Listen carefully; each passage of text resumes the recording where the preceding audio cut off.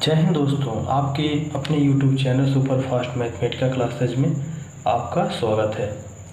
आज हम संख्या पद्धति एक नया चैप्टर लेके आपके पास उपस्थित हुए हैं। संख्या पद्धति में अगर हम बोलें तो संख्या पद्धति एक ऐसा चैप्टर है मैथमेटिक्स का, अगर जहाँ पर भी मैथ पूछा जाता है संख्या पद्धति का क्वेश्चन ज़रूर वहाँ पे आता है। बिना संख्या पद्धति का किसी भी क्वेश्चन को हम नहीं देखते किसी मैथ में। अगर हम बात करें संख्या पद्धति में तो संख्या पद्धति हम संख्याओं के बारे में पढ़ेंगे। इस संख्या पद्धति में हम पढ़ेंगे संख्या कितने प्रकार की होती हैं और किन संख्याओं को हम कैसे पहचानते हैं। तो सबसे पहले हम लोग चलते हैं, यहाँ पर देखिए संख्या पद्धति को हम नंबर सिस्टम के नाम से भी जानते हैं। तो अगर हम बात करें किसी संख्या को लिखने के लिए 10 अंकों का प्रयोग किया जाता है, जैसे 0 1 2 3 4 5 6 7 8 9। कहने का मतलब यह है कि 2 या 2 से अधिक अंकों को अगर जोड़ते हैं तो क्या बनता है, एक संख्या बनती है, नंबर बनता है। तो आप देखते हैं संख्याओं के प्रकार। सबसे पहला जो प्रकार है प्राकृतिक संख्या, जिसको इंग्लिश में बोलते हैं नेचुरल नंबर।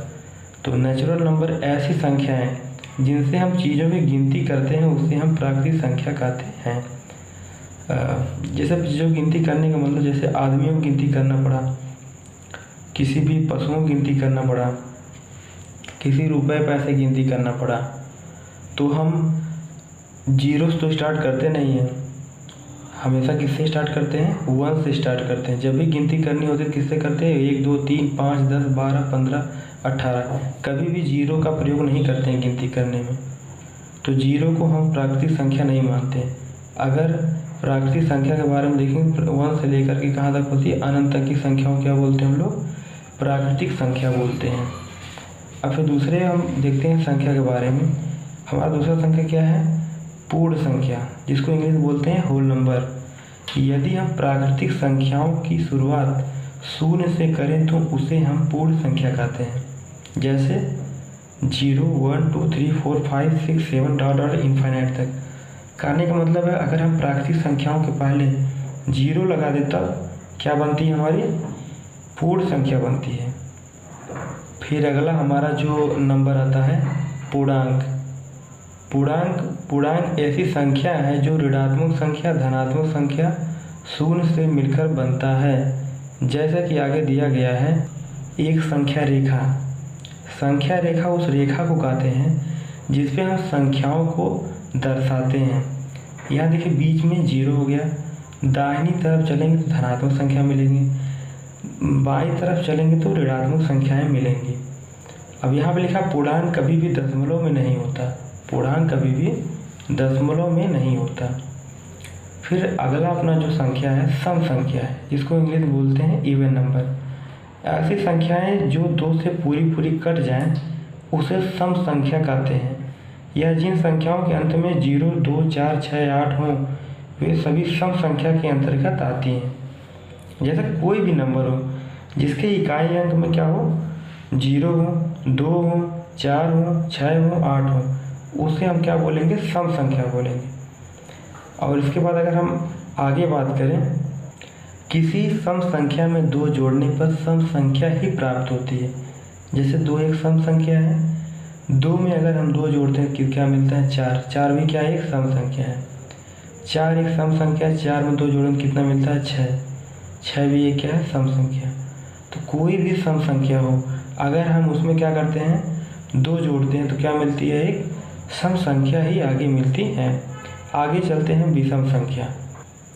ऐसी संख्या जो 2 से पूरी नहीं कटती है उन्हें विषम संख्या कहते हैं। जैसे 15 हुआ, 17 19 21, ये सब संख्याएं क्या है, वो 2 से नहीं कट रही, इस वजह से क्या बोलते हैं हम लोग, इसे बोलते हैं विषम संख्या बोलते हैं। अब जैसे किसी भी विषम संख्या में 2 जोड़ने पर विषम संख्या ही प्राप्त होती है। अगर किसी विषम संख्या में, जैसे मान लीजिए कि अपना जो है यही 15 ही है, 15 में हम जोड़ देते हैं 2 तो क्या मिलता है, 17। 17 भी क्या है, एक विषम संख्या है क्योंकि 17 2 से नहीं कटती है। फिर आगे हम लोग चलते हैं अभाज्य संख्या के बारे में देखते हैं। अभाज्य संख्या ऐसी संख्याएं जो सिर्फ एक व खुद से कटें उसे हम अभाज्य संख्या कहते हैं। या जिन संख्याओं के सिर्फ दो फैक्टर हों, फैक्टर का मतलब दो गुणनखंड हो, उसे हम बोलते हैं अभाज्य संख्या या प्राइम नंबर। प्राइम नंबर जैसे 3 हो गया, 1 हो गया, 3 हो गया, 3 के कितने गुणनखंड हैं? 1 और 3। 7 है, 7 के कौन कौन से गुणनखंड होंगे? 1 और 7। अगर हम बात करें सबसे छोटे अभाज्य संख्या के बारे में, तो सबसे छोटी जो अभाज्य संख्या होती है वो कौन सी होती है? वो होती है 2। सबसे छोटी अभाज्य संख्या वो कौन होती है? वो होती है 2, क्योंकि 2 के भी क्या होते हैं? सिर्फ 2 ही फैक्टर होते हैं या 2 ही गुणनखंड होते हैं। एक तो 1 होता है या तो 1 खुद होता है। तो यहाँ पे देखिए कि हम क्या बोले थे, ऐसी संख्याएं जो सिर्फ 1 या खुद से कटें उसे हम बोलते हैं अभाज्य संख्या बोलते हैं। फिर हम आगे चलते हैं नेक्स्ट संख्या के बारे में। अगला हमारा संख्या है सह अभाज्य संख्या, जिसको इंग्लिश में बोलते हैं को प्राइम नंबर।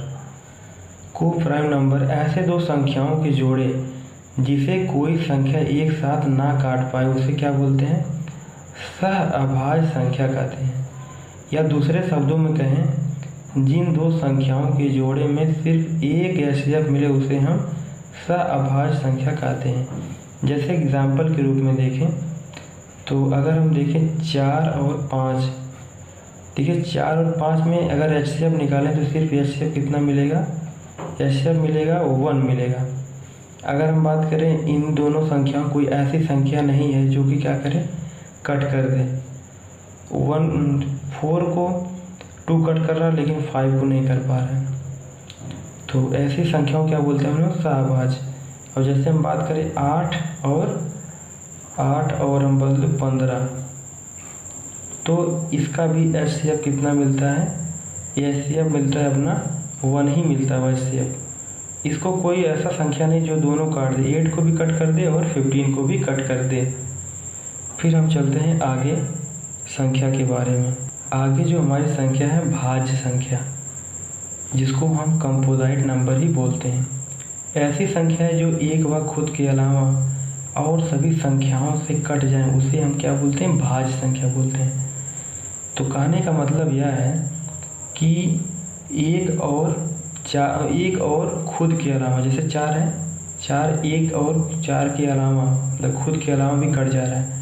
इसको अगर दूसरे शब्दों में कहें, ऐसी संख्याएं जिनके पास 2 से ज़्यादा गुणनखंड हो। गुणनखंड मतलब इनको कौन कौन सी संख्याएं कट कर रही हैं? तो 1 कट कर रहा है, या तो 2 कट कर रहा है, या तो 4 कट कर रहा है।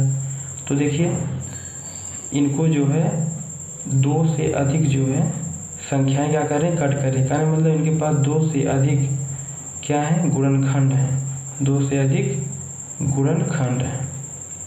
तो अभी हम लोग अभाज्य संख्या में पढ़े थे ऐसी संख्याएं जिनके बस सिर्फ क्या हो? 2 गुणनखंड हो। जैसे वह 1 और वह संख्या खुद, उसे हम बोलते हैं अभाज्य संख्या।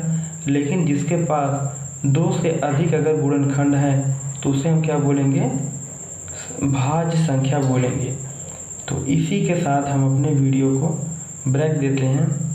अगर वीडियो अच्छा लगा तो लाइक एंड सब्सक्राइब करें, कमेंट करके बताएं कैसा लगा। चलते हैं, तब तक के लिए बाय बाय, जय हिंद, थैंक यू।